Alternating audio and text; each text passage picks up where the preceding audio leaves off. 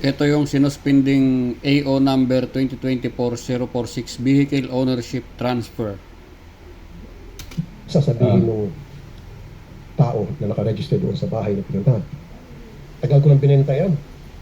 10 years Ah. ago, yung pangalan, yung ano. Ito, yung benta-benta na yan. Tagal na. Mm. Pero updated yung ano, yung register niya. Paulit-ulit na register yung plaka. Alam niyo mga batas natin, may batas naman tayo eh.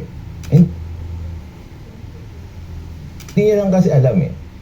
Alam niyo, kapag yung may-ari ng sasakyan na nagbenta, okay, tapos na-disgrasya yung sasakyan niya, Ito yung sinasabi na pag nagbenta ka ng sasakyan tapos na-disgrasya yung gumamit o bumili ng sasakyan mo, meron ka pa ring pananagutan. Ito yung sinasabi ni attorney na hindi alam ni Senator Rapi Tulfo.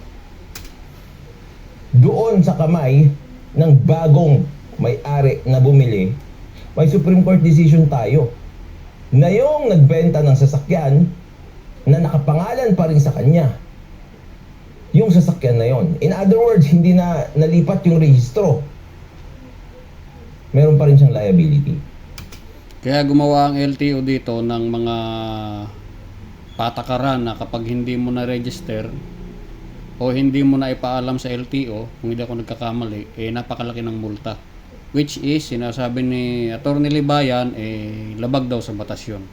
Kaya nga sinuspende ng LTO yung pagpapatupad noon. Supreme Court decision yan. This Rapi Tulfo, mga kabatas natin, really is making life difficult for everyone. Ngayon, pinahirapan niya na yung mga seafarers. Ngayon, gusto niyang pahirapan yung kalakhang tao na bumibili ng second hand na sasakyan. Kung hindi kasi ito nasuspende, malaking problema to para doon sa mga bumibili ng second hand na sasakyan. Kasi 5 days yata yun, kailangan maipaalam mo sa LTO. Pag hindi mo na ipaalam, malaki yung multa, 20,000. Kawawa ka pag hindi ka makabili ng brand new.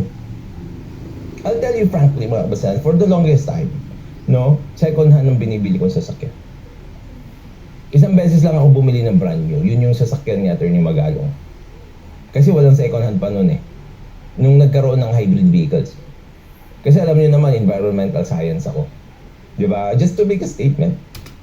Alright, hanggang dyan lang po na tayo mga guys.